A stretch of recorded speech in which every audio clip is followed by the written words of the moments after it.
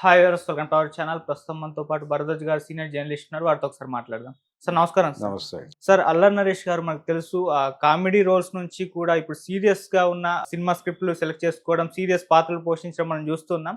ఆ నేపథ్యంలోనే కొన్ని 'నాంది', 'మారేడుమిల్లి' ఇలాంటి సినిమాలొచ్చాయి. ఇప్పుడు ఇవాళ మరో సినిమాతో మనం ముందుకొచ్చేసారు సార్ 'బచ్చలమల్లి' అని చెప్పేసి. ట్రైలర్ చూస్తేనే రా అండ్ రస్టిక్‌గా మనకు కనిపించేసింది. మరి ఇవాళ సినిమా రిలీజ్ అయింది. ఈ సినిమా మెప్పించిందంటారా? మీ అభిప్రాయం ఏంటి సార్ ఈ సినిమా చూసాక? అంటే ఒకటండి, తను సీరియస్ సినిమాలు చేయాలి అని అనుకుంటున్నాడు. హ్మ్. ఈ కామెడీ సినిమాలు అనేటువంటి ఇమేజ్ నుంచి బయటపడటం కోసం ఆయన ప్రయత్నం చేస్తున్నాడు చాలా కాలంగా. అవును. కొన్ని వర్కౌట్ అయ్యాయి, కొన్ని కాలేదు. 'నాంది' సినిమాకి మంచి పేరే వచ్చింది. ఓహ్! అయితే దానికంటే ముందే అతనికి ఒక ట్రాక్ రికార్డ్ ఉంది. 'గమ్యం' సినిమా ఒకటి, తర్వాత తను చేసిన 'శంభో శివ శంభో' సినిమా ఒకటి. అది 2 సీరియస్ రోల్స్ చేశాడు ఆ 2 సినిమాల్లోను. అవును. కాకపోతే అంతర్లీనంగా కొంచెం కామెడీ ఉంటుంది, కానీ ప్రధానంగా అది సీరియస్ రోల్సే 2 సినిమాల్లో. తద్వారా ఆ తరహా క్యారెక్టర్లు చేయగలడు ఇతను అనేది ఒక కాన్ఫిడెన్స్ ఆడియన్స్‌లో కూడా ఉంది.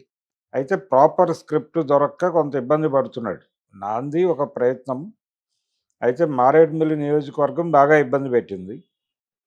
ఎలాంటి సినిమాలు, ఎలాంటి స్క్రిప్ట్‌తో వెళ్ళాలంటే సినిమా ఫెయిల్ అయినప్పుడల్లా, అంటే సీరియస్ ఎఫర్ట్, ఒక సీరియస్ సినిమా చేయాలి అనే ప్రయత్నం విఫలమైన ప్రతిసారి కామెడీ సినిమా చేయొచ్చు కదా అనేది జనం నుంచి వినిపిస్తున్న మాట. అవును. అయితే తను తిరిగి అందులోకి వెళ్ళాలని అనుకోవడం లేదు. అందుకని ఇంకొక సీరియస్ సినిమా కోసం ప్రయత్నం చేస్తున్నాడు. హ్మ్. ఆ ప్రయత్నంలో భాగంగా ఈ స్క్రిప్ట్ వచ్చింది తన ముందుకి. ఇది క్యారెక్టరైజేషన్‌ని నమ్ముకుని నడిపినటువంటి సినిమా. అంటే మనకి ఈ మధ్య కాలంలో సందీప్ వంగ అలవాటు చేశాడు ఇది ఒక రకంగా. అంటే క్యారెక్టరైజేషన్ మీద సినిమా నడపటం. అది 'అర్జున్ రెడ్డి' కావచ్చు, 'యాటిట్యూడ్' అవును. క్యారెక్టరైజేషన్ మీదే సినిమా రన్ అవుతుంది. హ్మ్. అదే ధోరణిలో ఈ 'బచ్చలమల్లి' అనేటువంటి స్క్రిప్ట్‌ని తయారు చేసుకున్నారు.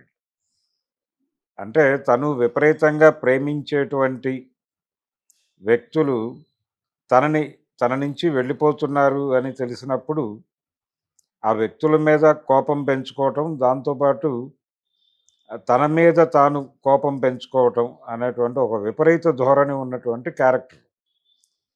తల్లికైనా, తండ్రికైనా, ఎవరికైనా సరే వాళ్ళ పర్సనల్ స్పేస్ ఉంటుంది. ఆ పర్సనల్ స్పేస్‌ని అడ్మిట్ చేసి, అప్పుడు మాత్రమే ఎవరైనా సరే వాళ్ళ దగ్గర నుంచి ప్రేమ పొందాలన్నా, ఏది చేయాలన్నా గానీ ఆ పరిధిలోనే ఉండాలి. ఇది దురదృష్టవశాత్తు మనం చిన్నప్పటి నుంచి పిల్లల్ని ఆ ధోరణిలో గైడ్ చెయ్యం మనం. ఈ చెయ్యకపోవడంతో గ్రాంటెడ్‌గా తీసుకుని బిహేవ్ చేయటం అనే ధోరణి చాలామంది పిల్లల్లో కనిపిస్తుంది.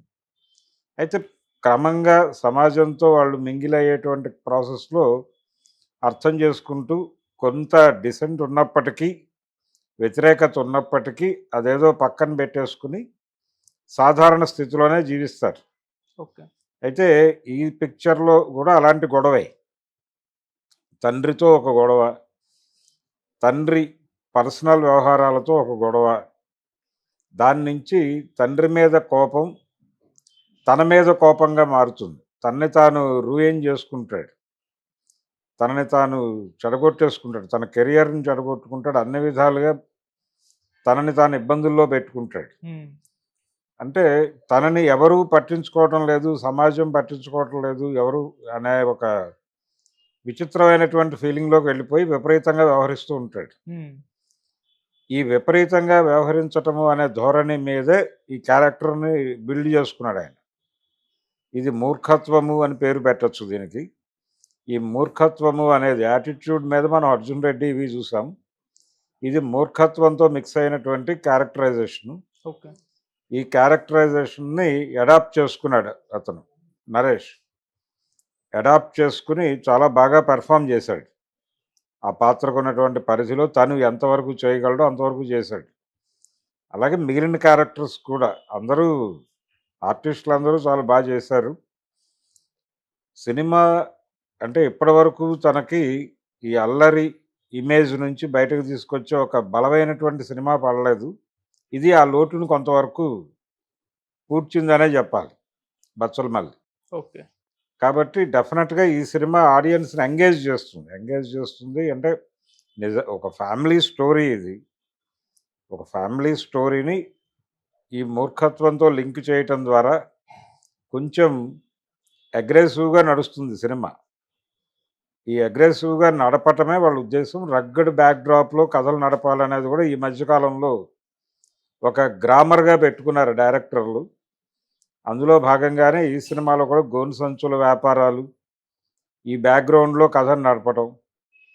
అంటే ఒక రకమైనటువంటి ప్రేమ కోల్పోయినటువంటి మనిషి ఎలా బిహేవ్ చేస్తున్నాడో, అతనికి ప్రేమ దొరికితే మళ్ళీ ఎలా టర్న్ అవుతాడు అనే దాని మీద కూడా కథ నడుస్తుంది.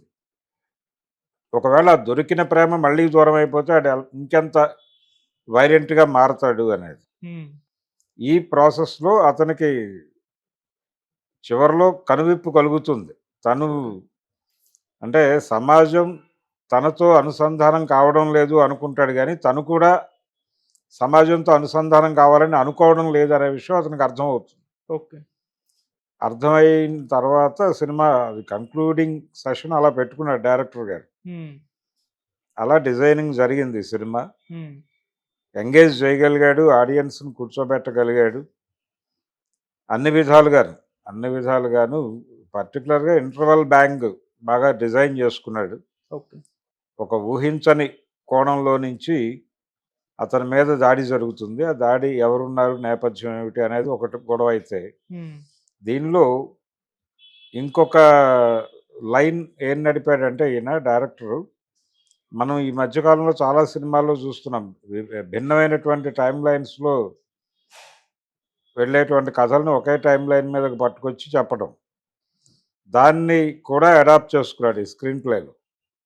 అందుకని స్క్రీన్ ప్లే పరంగా కూడా సినిమా ఆడియన్స్‌ని ఎంగేజ్ చేస్తుంది. కన్‌ఫ్యూజ్ చేయదు. ఓకే. కన్‌ఫ్యూజ్ చేయకుండా ఎంగేజ్ చేసే పద్ధతిలోనే నడుస్తుంది. హ్మ్. కొత్తగా అనుకుంటారు. ఇందులో కొత్త పాయింట్స్ ఏం లేవు గానీ, కొత్తగా చెప్పే ప్రయత్నం చేశాడు. ఆ చెప్పే పద్ధతి ఒక మూర్ఖత్వపు నేపథ్యంలో చెప్పే ప్రయత్నం చేయటంతో కొంచెం కొత్తగా అనిపిస్తుంది. క్యారెక్టరైజేషన్ ప్రభావమే తప్ప హ్మ్. ఈ సినిమాలో ఇంకేం లేదు. కొత్తదనము ఏం లేదు. ఆల్రెడీ పాత రొటీన్‌గా మన జీవితాల్లో అంటే చాలా కథల్లో చూసిన అంశాలే ఉంటాయి.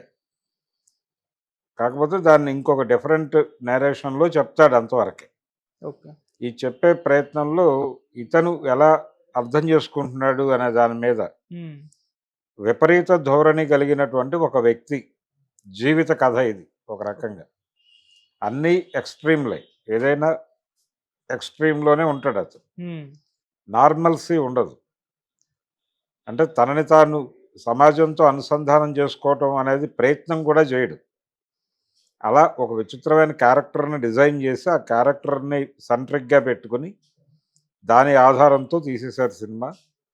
ఇది ఏ రేంజ్ సక్సెస్ ఇస్తుంది అనేది చూడాలి.